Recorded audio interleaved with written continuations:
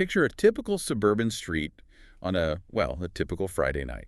Yep. You are taking a walk in your neighborhood, you look at the houses you pass, and what do you actually see? Yeah, usually not much. Right. Most likely, it is completely dark, except for the flickering bluish glow of television or, smartphone screens illuminating the living room windows. The visual is just really striking, especially when you consider what is happening inside those rooms. I mean, you have an entire family physically occupying the same house, sitting on the exact same couch, yet they are separated by miles of cognitive distance. Yeah, total isolation. Exactly. Every single person is siloed into their own algorithmic feed, consuming entirely different realities. It is the absolute definition of the modern Friday night void. We continually call ourselves the most hyper-connected society in the history of human civilization, but we are living in what the sources we're looking at today refer to as ghost villages. Ghost villages, yeah. That is such a heavy term. It really is. So welcome to today's deep dive. We are tackling a fascinating production script and a highly specific strategic framework from a channel called Villages of the Realm. Yes, and it's quite the framework. And the entire mission of this deep dive is to explore how this model uses three very distinct personas. We've got the Vigilant Matriarch, the Cozy Escapist, and the Chronicle Keeper. And it uses them to actively combat that exact modern digital isolation we just described. To understand the architecture of this cultural strategy, we really have to pull from quite a diverse stack of sources.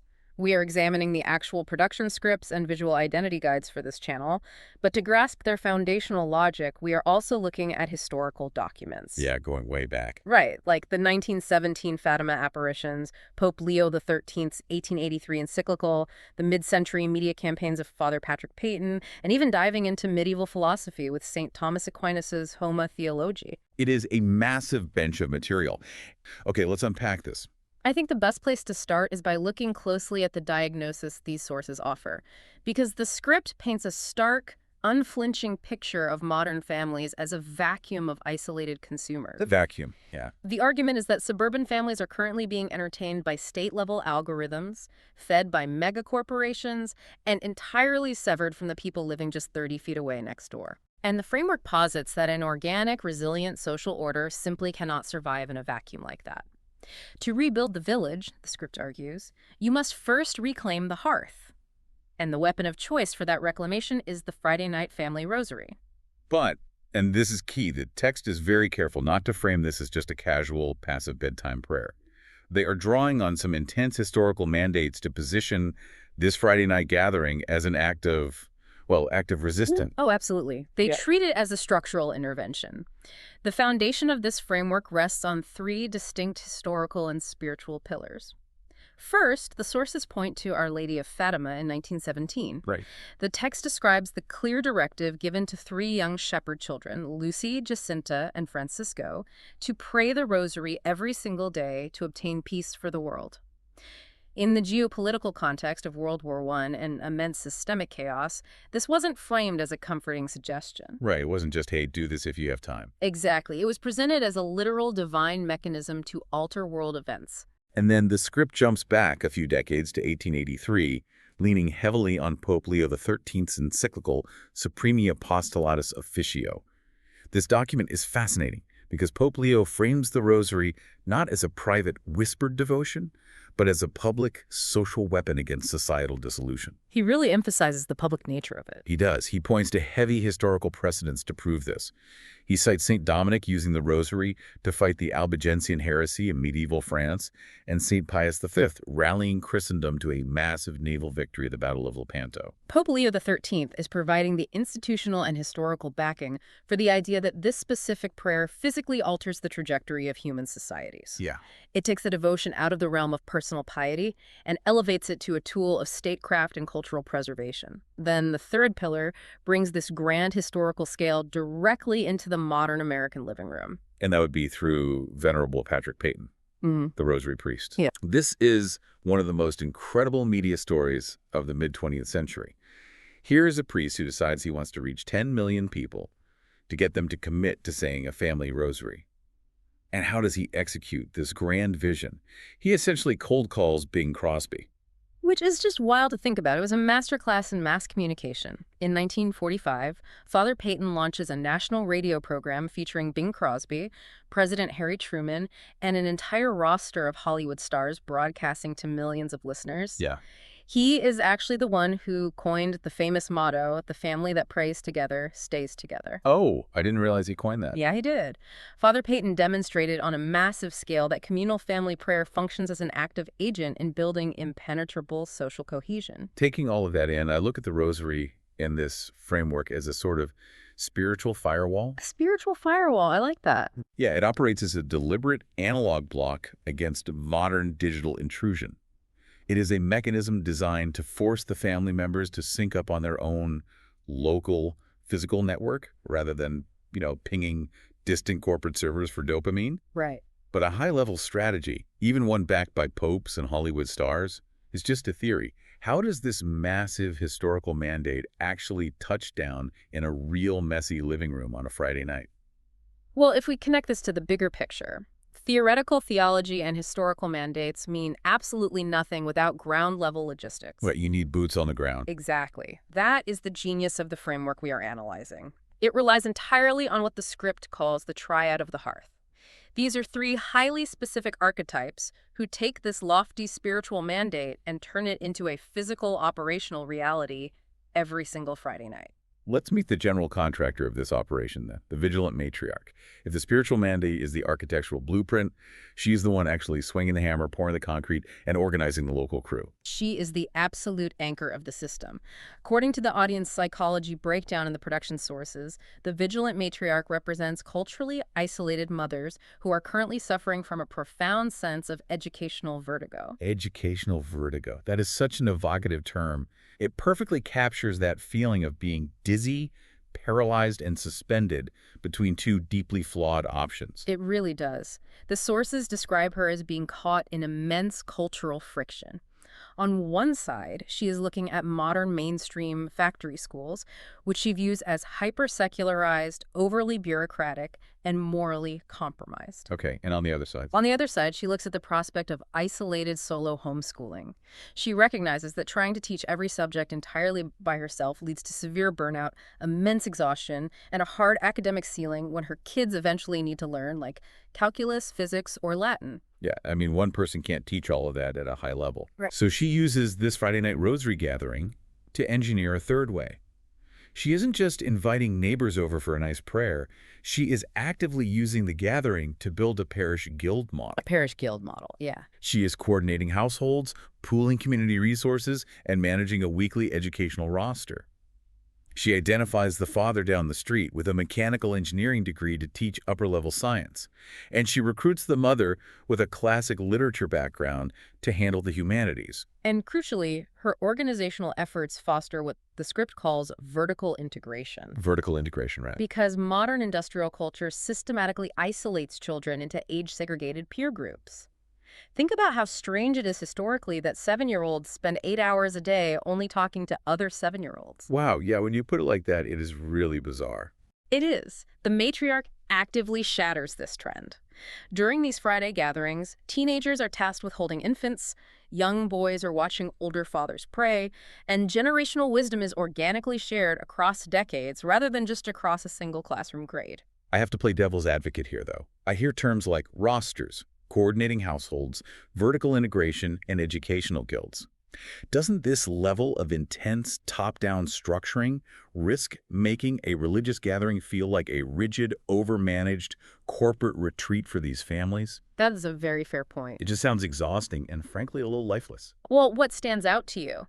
Because the designers of this framework are acutely aware of that exact risk.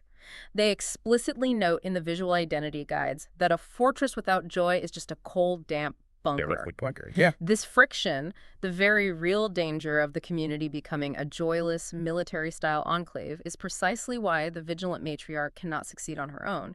She desperately needs the second archetype to soften the edges and breathe life into the structure. Here's where it gets really interesting, because the solution comes from a totally different demographic than you might expect.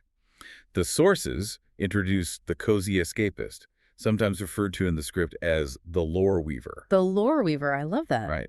This archetype represents a 15 to 25-year-old female cohort. We're talking about older Gen Z and younger millennials taking on a pivotal role. Their psychological profile in the script is deeply fascinating. This demographic is actively rejecting sterile, hyper-stimulated digital landscapes. They are burned out on doom scrolling and corporate consumer entertainment. Totally burned out. Instead, they are the demographic driving the massive popularity of cottagecore aesthetics, fantasy world building, traditional arts, and farming simulators like Stardew Valley. Oh, Stardew Valley, yeah. They possess a deep, unmet desire to build safe, beautiful, tangible spaces. And the framework brilliantly recruits them to be the architects of Holy Cozy. So the matriarch finishes organizing the Rosary, the prayers conclude, and instantly the Cozy Escapist takes control of the environment. She sets the stage. Exactly. She has already lit the hand-dipped beeswax candles. She is serving warm cider and pulling fresh sourdough bread out of the oven. She has arranged the flowers on the table and put on the acoustic folk music. The psychology at play here is incredibly profound. Yeah. The escapist is transforming a formal, potentially dry devotion into a vibrant, sensory-rich festival. Wow. Because of her deliberate environmental design, the children in the room aren't dragging their feet to pray. They are actively looking forward to Friday night. Because it's an event. Exactly. She is using tangible, tactile beauty, the smell of wood smoke, the warmth of firelight, the texture of natural linen, the taste of fresh bread as a deliberate act of defiance against the fluorescent lighting, synthetic materials, and mass production of industrial society. Looking at her function, I would argue she is essentially the ultimate UI/UX designer for the household. Oh, that is a great analogy. Thanks. Because, a digital user interface designer tries to reduce friction to keep you scrolling on an app. The Cozy Escapist does the inverse. She creates highly textured, sensory-rich friction that is so deeply satisfying on a human level that the frictionless digital dopamine of a smartphone suddenly feels sterile, flat, and boring by comparison. She makes the analog world vastly more appealing than the digital one. The UI/UX analogy captures her role perfectly. The matriarch builds the structural integrity of the house, but the escapist is the reason anyone actually wants to live inside it. Right. She coaches the entire community through what the script terms festive resistance. The sources explicitly mandate that she champions the raw materials of wonder dirt, wood, fire, old books, over any form of digital distraction. Okay, so we now have the robust organizational structure provided by the matriarch, and we have the incredible, inviting atmosphere curated by the escapist. The first two pieces of the triad. Right. But sitting with this, I spot a massive vulnerability. Even the most beautiful Friday night gathering is still ephemeral. It might fade away when a key family moves out of state, or when the teenagers grow up and head to college. Yeah, community is fragile. Exactly. For this village model to outlast a single generation, it requires a mechanism of permanence. That missing piece brings us to the third and final archetype, the Chronicle Keeper. The Chronicle Keeper is described in the sources as the guardian of unalterable history. Visually, the script frames her as a warm, noble elder, often a grandmother figure within the community. Okay, so the elder generation stepping in. Right. While the matriarch manages the logistics and the escapist curates the sensory hosting, the Chronicle Keeper's specific job during the Friday Rosary is to record. She diligently takes down family intentions, documented answered prayers, generational genealogies, and local parish lore. Wow. And she's instructed to do this using fountain pen ink inside heavy, gold-embossed leather ledgers. To truly understand why her role is so structurally critical, we have to look closely at the theological text included in the source stack, St. Thomas Aquinas' Summa Theologiae. Yes, the script pulls directly from that. Specifically, the script references question 101, which deals with the virtue of piety, or pietas. In modern vernacular, when we hear piety, we usually just picture someone sitting quietly in a pew with their hands folded. Yeah, just personal holiness. Right. But Aquinas is outlining something much more foundational to human society. He really is. Aquinas argues that piety is a special virtue that is distinct from just a general sense of religion. For Aquinas, piety is fundamentally about rendering duty and homage to the connatural principles of our being. Which sounds very academic. It does. What does that actually mean, right? It means recognizing and paying the debt of honor you owe to the literal sources of your existence and your governance. Specifically, Aquinas says you owe a profound debt to your parents, your kindred, and your country because they provided your birth and your ongoing nourishment. The Chronicle Keeper is the literal, physical embodiment of Aquinas' concept of piety. By painstakingly writing down the family history, the answered prayers of the neighbors, and the struggles of their ancestors, she is ensuring that the children sitting in that living room know exactly who they are, where they come from, and to whom they owe a debt of gratitude. She anchors their identity in reality. He provides the roots. Yes, exactly. Let me push back on the methodology here, though. I completely validate the human need for memory, identity, and knowing your roots. But we live in an age of automated cloud backups, encrypted digital archives, and highly searchable family tree websites. Sure. Why does this script insist with such absolute rigidity on physical fountain pen ink and heavy leather ledgers? If a house fire happens, that ledger is gone forever. Isn't a digital decentralized record technically safer? Why the obsession with the analog? This raises an important question, and the sources are incredibly explicit about their philosophical reasoning here. Their core argument is that digital memory is inherently fleeting and illusory. Yeah, it is easily erased by a corrupted hard drive, it is constantly subject to hidden algorithm changes, and ultimately, it is owned and hosted by megacorporations. If your family's entire history and photographic memory is sitting on a server farm in another state, you don't actually own it. Wow, yeah. You are essentially a tenant farmer on a tech company's digital land. Physical ink on physical paper, however, is treated as an unalterable covenant. So it all comes down to sovereignty. It is about who owns the narrative of your family. Precisely. The physical ledger turns a weekly prayer event into a permanent, tactile inheritance for future generations. The sources connect this to the Catholic principle of subsidiarity, the idea that human needs and issues should be handled at the lowest, most local level possible. Which would be the living room in this case. Right. By keeping the community's memory contained in a physical book inside a physical living room, they are practicing subsidiarity with their own history. They are aggressively refusing to outsource their memory to the machine. So what does this all mean? When you take a step back and survey this entire deep dive, it reveals a highly specific, masterfully tactical blueprint for cultural resistance. It really is a blueprint. This framework takes massive historical and spiritual mandates like Our Lady of Fatima's call to use the Rosary to alter history and Pope Leo XIII's vision of prayer as a social weapon, and it completely operationalizes them for the modern era. They achieve this through a brilliant, highly calibrated division of labor. The Vigilant Matriarch provides the necessary discipline and the organizational network to fight educational vertigo. Right. The Cozy Escapist provides the aesthetic warmth, the sensory beauty, and the joy that keeps the children engaged.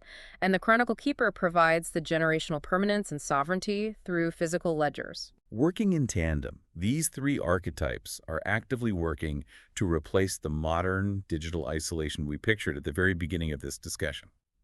They are building a living, breathing, locally sovereign village constructed right inside a suburban living room. It is a fascinating, comprehensive look at how an ancient philosophy translates into Friday night logistics. The mechanics of it leave you with a profound thought to really chew on. Think back to those glowing blue screens illuminating the dark houses we pictured earlier. The ghost villages. Yeah, the ghost villages. If the digital cloud were to permanently evaporate tomorrow, just a complete unrecoverable shutdown that takes all your hosted photos, all your texts, your emails, and your social media posts with it, what physical, unalterable record of your family's history, values, and memories would actually remain inside your house? That is a remarkably heavy question to walk away with, and a perfect encapsulation of why the Chronicle Keeper's ledger matters. Thank you for joining us on this deep dive. Keep asking hard questions, keep looking closely at the invisible frameworks operating around you, and we'll see you next time. When the final Ave Maria is spoken and the candles are snuffed, the real work of the evening doesn't end. It simply shifts to the hearth. Look around that room. For the men, the patriarchs, the idealists, and the tacticians, this post-rosary hour isn't just a social visit. It's a meeting of the minds. It's a light-hearted, low-pressure sanctuary where brothers can break bread, swap news, and begin to plan, form, and fortify their local villages. In a world that isolates fathers, this gathering offers a concrete, living reminder of exactly what we are called to foster, defend, and protect. And look at the children. They aren't staring at screens in separate rooms. They are celebrating the unfiltered joy of real physical community. They get to see their elders laughing, breaking bread, and standing shoulder to shoulder in faith, showing them that growing up into a traditional life isn't a burden, but a blessing.